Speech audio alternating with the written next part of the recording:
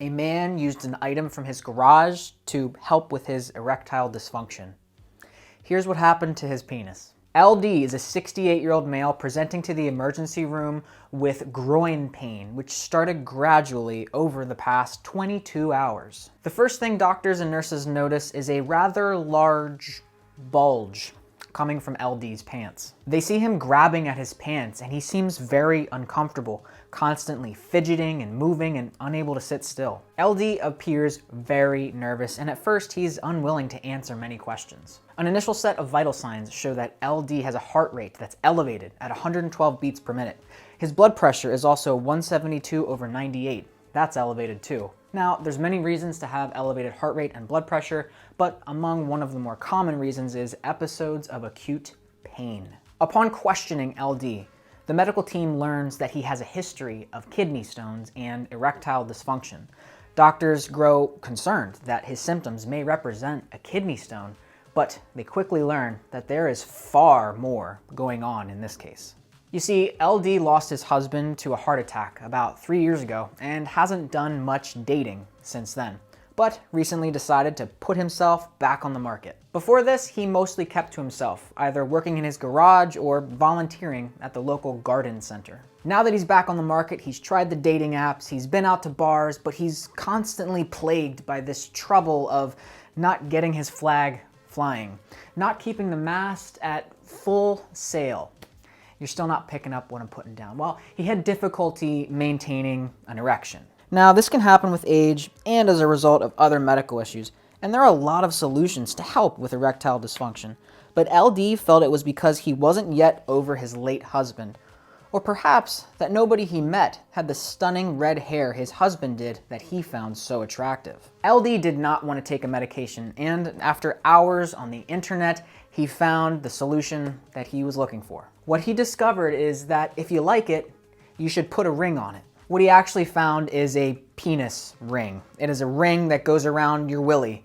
Some of them actually go around your willy and your ballsy, willy and ballsy. They go around both. LD immediately knew that this is exactly what he needed. And even better, he knew that he had the tools and supplies in his garage to fashion a ring for his ding-a-ling. If you like it, then you should have put a ring on it. Oh, oh, oh, oh, oh, oh, oh, oh, oh. That's my last time singing on this channel, just so you know. Fast forward 2 weeks where LD is at the garden center when a young, handsome, red-haired lion stud walks in. LD is captivated. The two instantly hit it off, and LD's wish is realized. He found the red-headed man he was after, and he was determined to make this work.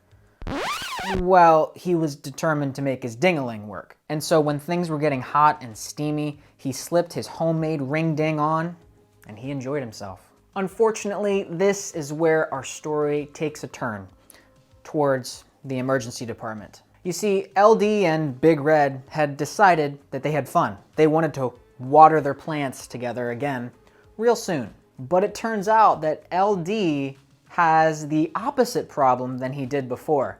Previously, he had issues maintaining an erection, but now he couldn't get rid of it. He could not obtain detumescence. This is the medical word to denote a penis that has gone from its erect state to a soft or flaccid, less swollen state. Hours go by and the erection continues. LD feels the skin around his member stretching and swelling. It's especially painful where the ring is pressing against his skin, blocking the return of blood from the penis back towards the body. Nervous and not sure what to do, LD grabs some ice packs. LD tries ice to get things to improve, but he has no luck. Next, he grabs some olive oil from the kitchen and tries to twist the ring off, but it doesn't budge. LD realizes he's in big trouble. Now, back in the emergency department, clinicians now learn LD has had an erection for the past 22 hours. When examining his groin, there is extensive swelling and bruising to LD's penis. The providers taking care of LD know that time is tissue, and they have to work fast to restore blood flow to his penis. Now, you might think that there's plenty of blood flow to the penis, but the way an erection occurs is through a complex coordination of sympathetic and parasympathetic nervous system activity. Arteries bringing blood to the penis dilate to increase blood flow, while the blood then gets trapped in the erectile tissue. This increase in blood causes an increase in pressure, thus pressing against nearby veins that take blood back towards the body.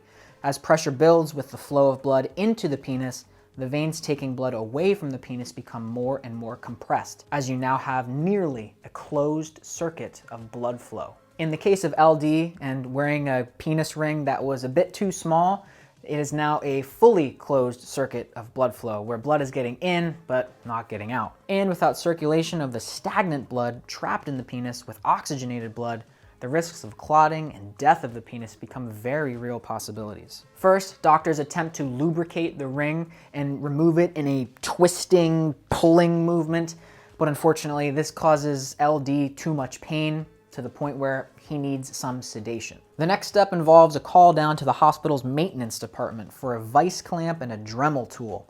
While assistants carefully hold a wooden tongue depressor wrapped in wet gauze under the skin to prevent any thermal burns from the sawing, physicians carefully saw the ring in half to free the D. With the ring removed and with all the swelling and the bruising, clinicians grow concerned that LD could have injured his urethra. So they decide to get urology involved to perform a flexible cystoscopy. This is a flexible tube with a camera on the end that's inserted into the penis, into the urethra, which is the tube that carries urine from the bladder to the outside world. They learn that there's extensive bruising to the urethra, but fortunately, no other injuries. Aside from some embarrassment, LD and his Willie made a full recovery. Now listen, penis rings can be used safely and effectively when sized correctly. To get the right size, it's usually best to measure the area. So you're gonna wanna wrap a string or a tape measure to get the circumference of around the penis or around the penis and the testicles. And even then, you wanna be able to comfortably fit a finger underneath that string for the right size. And so with the ring on and while you're erect, it should fit snug,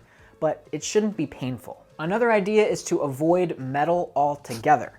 Consider options like silicone or rubber because these are easier to cut off in the event that you have miscalculated your size. Sex is an activity that should be enjoyed at any age, and the challenges of erectile dysfunction in the aging population is one to take seriously. Recognized risk factors for erectile dysfunction, or ED, include cardiovascular disease, things like high blood pressure or hypertension, atherosclerosis, and hyperlipidemia, or high cholesterol, and some others like diabetes, depression, alcohol use, and smoking. In fact, some of the medications that we use to treat some of these other issues have a side effect of erectile dysfunction. So, living a healthy life with a proper diet and exercise regimen is the best way to avoid these issues. Even still, about 40% of men age 40 and about 70% of men at age 70 have some element of erectile dysfunction. Penis rings are worn by thousands of men with and without erectile dysfunction, just as long as you size things appropriately. Thanks for watching. There's more information in the video description with resources and further reading if you want it. And as always, don't forget to live your life out loud. I'm gonna go play ring toss.